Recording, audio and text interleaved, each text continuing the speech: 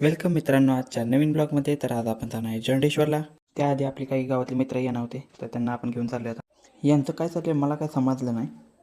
तिथून आपण हायवेला लागणारच, तर तेवढंच एकदम म्हणलं आहे पेट्रोल भरून घेऊ म्हणून पेट्रोल भराय आपण घातली गाडी पेट्रोल पंपात.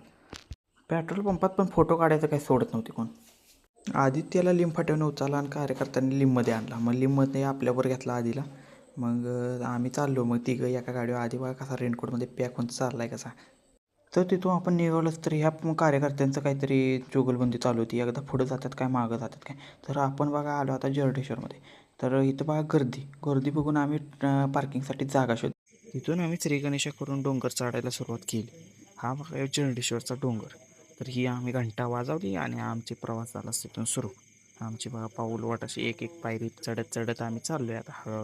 तिथून निघालोच तेवढ्यात एक शाळेतला मित्र भेटला. मग त्याला टाटा करून आम्ही निघालो तर इथं वरती आम्हाला असला व्ह्यू बघायला भेटला.